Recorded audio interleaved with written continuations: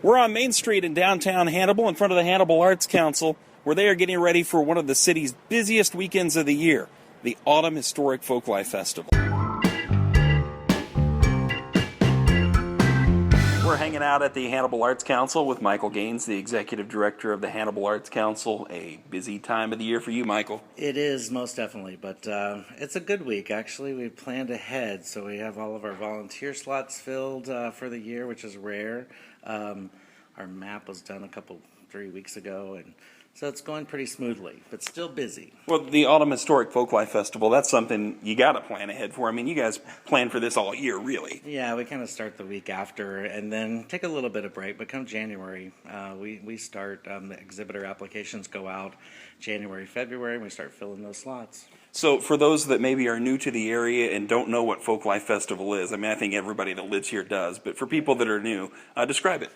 Oh, wow. 2 days of really amazing exhibitors, and locally, I think we think food. There's 20 food booths, all local nonprofit organizations.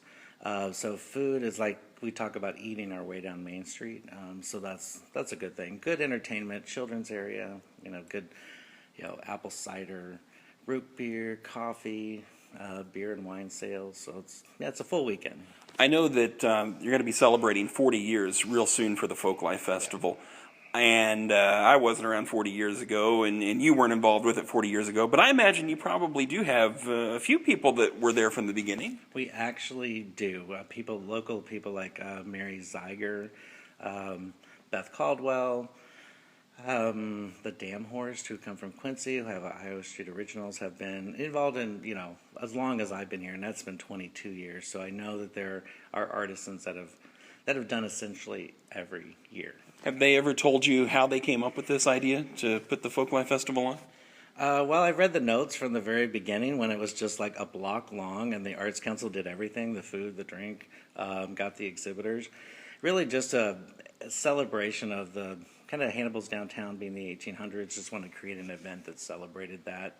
And it really literally started out small. Gene Vincent, who lives here locally, was part of the very first one. And now to see it shoulder to shoulder for 4 blocks and great food and what it's really grown into has been pretty amazing. Yeah, and I think some of those, like the churches that set up the food booths and stuff, some of those have probably been here since the very beginning too, or at least close to it. Yeah, they have. Like the chicken cheese soup, like they're using an Hannibal Arts Council recipe that started in year 1, and it's been turned over to other organizations as the festival grew and the Arts Council needed more time to actually concentrate on planning the festival. The food booths started to be done by other organizations. So yeah, they've definitely, food booths have been around. Again, I just have a 22-year history, which is a long time. But That's over half of it. Over half of its life and over half my life almost. Or no, not quite.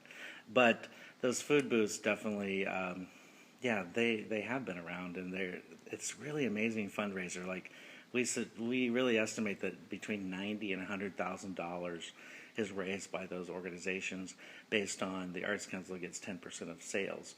So that's a lot of money going back in our community just through the food booths. So what's your favorite part of the whole weekend? When it's over, right? Sunday at 4. Yeah. No, but that still involves cleanup. I really think it's just for us and the Arts Council to just look at Main Street and see it shoulder to shoulder for hours and hours, just to know that, the hard work that we do, people come to the party. It's like send out the invitations, hope people come, cross your fingers, and you just have thousands of people.